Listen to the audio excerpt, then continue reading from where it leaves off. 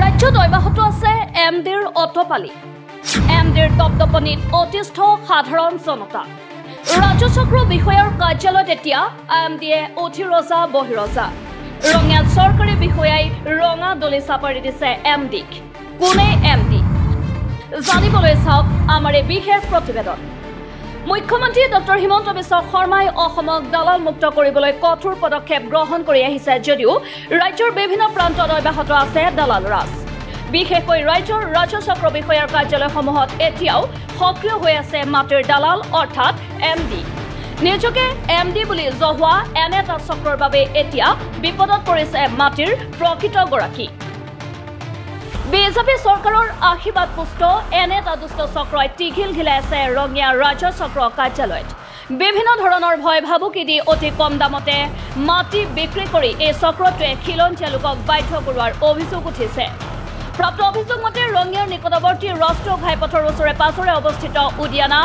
বৰপুকুৰীয়া ভাতকুচি আদি অঞ্চলত চলিছে এমডি অৰ্থাৎ মাটি দালালৰ দপদপনি স্থানীয় দালালৰ সহযোগত প্ৰতি বিঘা মাটি 10 লাখ টকাৰে ক্ৰয় কৰি বিক্ৰী কৰিছে 50 লাখৰ পৰা 90 লাখ টকাত খিলঞ্জীয়া ভূমিপুত্ৰই মাটি বিক্ৰী কৰিবলৈ অমান্তি হলে গুণ্ডা বাহিনী আৰু স্থানীয় দালালৰ হতুৱাই আক্ৰমণ কৰে মাটিৰ গৰাকীক মাটিৰ দালালৰ দপদপনিত ভূমিপুত্ৰই চৰম নিৰাপত্তাহীনতাত ভুগিব লগা হৈছে মন কৰিবলগীয়া আছে এই দালাল চক্ৰটোত চৰকাৰী বিষয়া অধিবক্তা সংবাদকৰ্মীও জড়িত হৈছে ইফালে ৰঙিয়া অঞ্চলত অলিয়ে গলিয়ে গিজ গিজাই থকা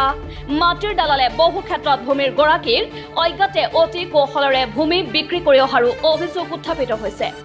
যে সময়ত জাতি মাটি ভেটিৰ সুৰক্ষাৰ শপত লৈ বিজেপি নেতৃত্বাধীন চৰকাৰ শাসনলৈ আহিছিল তেনে সময়তে থলুৱাৰ হাতত মাটি বুলিবলৈ নাইকিয়া হৈছে ৰঙিয়া ৰাজচক্ৰ বিষয়াৰ কাৰ্যালয়ৰ একাংশ অসাধু কৰ্মচাৰী আৰু মণ্ডলৰ বাবে ভূমিৰ অধিকাৰ বিচাৰি কৃষকে আছে হাহাকাৰ কৰিবলগীয়া হৈছে আনহাতে অভিযোগ পোৱাৰ পিছত দুই এজন দালালক থানালৈ মাতি আনি সন্মানে খুৱাই বোৱাই নিশাটোৰ ভিতৰতে এৰি দি অভিযোগ নোহোৱা কৰি আহিছে ৰঙিয়া আৰক্ষীয়ে দিয়ানা ভাতকুচি জয়ন্তীপুৰ বৰকুকুৰীয়া এই অঞ্চলত এক কথা মাটিও এতিয়া থলুৱা মানুহৰ হাতত নাই ফ'ৰলেন হাইৱেৰ দুয়োফালে 2-3 কিলোমিটাৰলৈকে আচলতে এতিয়া অসমীয়া মানুহৰ পৰা মাটি অলৰেডি মাটিৰ দালালৰ হাতত গুচি গৈছে তেওঁলোকে কৰবাত অলপমান 2-1 ট্ৰাক কি ট্ৰেক্টৰ মাটি পেলাই সেই মাটিটো 10 লাখ টকাত কিনা মাটিটো তেওঁলোকে 60-70 লাখত এতিয়া হস্তান্তৰ কৰি আছে উদিয়ানা ভাতকুচি অঞ্চলত এই যে বহিৰাগত বনিয়াৰ হাতলৈ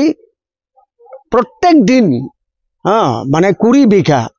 2 বিঘা 100 বিঘালৈকে যে মাটি হস্তান্তৰ হৈ আছে ইয়াত মূল ভূমিকা লৈছে থলুৱা কিছুমান মাটিৰ দালালে তাতে আনকি একাংশ উকিলো থকা বুলি শুনিছো তাত একাংশ ৰাজনৈতিক নেতাটো আছেই তো সেই সকলে ৰাতাৰাতি সেই মাটিবোৰ হস্তান্তৰ কৰিছে বনিয়াৰ হাতলৈ আৰু এই গোটেই প্ৰক্ৰিয়াটোক বন্ধ কৰাৰ কাৰণে ৰাইজে কোনো ৰাস্তা পোৱা নাই কাৰণ প্ৰশাসন আৰু ৰাজনৈতিক নেতৃত্বই ৰাইজক সাথ দিয়া নাই সহযোগ কৰা নাই আৰু মই আপোনালোকক এই কথা ক'ব পাৰো যে আমি বহুত কষ্ট কৰি হলেও জীৱনৰ ৰিস্ক লৈ হলেও এই প্ৰক্ৰিয়াটোক বাধা দিবলৈ বদ্ধপৰিকৰ ৰাজ্যৰ অভিযোগ অনুসৰি বিজেপি চৰকাৰৰ দিনত ৰঙিয়া ৰাজচক্ৰ বিষয়াৰ কাৰ্যালয়টোত এতিয়া দালালি যেন এক সন্মানজনক পেছালৈ পৰিণত হৈছে দুই হাতে ফাইলৰ জাপ লৈ দালালে ৰঙিয়া ৰাজচক্ৰ বিষয়াৰ কাৰ্যালয়ত দপদপাই আহিছে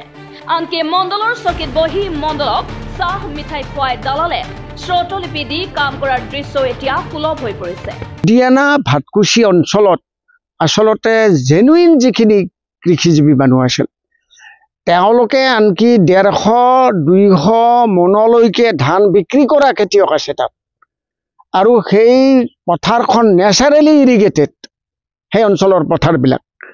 তাৰ খেতি দি গোটেই কামৰূপ জিলাখনক ভাত খুৱাব পাৰে অথচ এই কৃষিভূমি আজি তাতে এক কথাও আমাৰ খেতিয়কৰ হাতত নাই অসমীয়া মানুহক থলুৱা মানুহক মানে সঁচা অৰ্থত প্ৰলিটেৰিয়েট সজাব তেওঁলোকৰ থাকিবলৈ মাটি নাই তেওঁলোকৰ ঘৰৰ ভেটি পৰ্যন্ত এতিয়া হস্তান্তৰ হ'বলৈ গৈ আছে কমেও 2,80,145 বিঘা কৃষিভূমি নাইকিয়া হৈ গৈছে আৰু মোৰ হাতত তথ্য আছে more than 80% of the total agricultural land illegally transferred এই গোটেই ভূখণ্ডৰ more than 80% আচলতে বহিৰাগত বনিয়াৰ হাতলৈ গৈছে 4-লেন হাইৱেৰ দুয়োফালে 2-3 কিলোমিটাৰলৈকে আচলতে এতিয়া অসমীয়া মানুহৰ পৰা মাটি অলৰেডি মাটিৰ দালালৰ হাতত গুচি গৈছে তেওঁলোকে কৰবাত অলপমান 2-1 ট্ৰাক কি ট্ৰেক্টৰ মাটি পেলাই সেই মাটিটো 10 লাখ টকাত কিনা মাটিটো তেওঁলোকে 60-70 লাখত এতিয়া হস্তান্তৰ কৰি আছে news desk report MD Live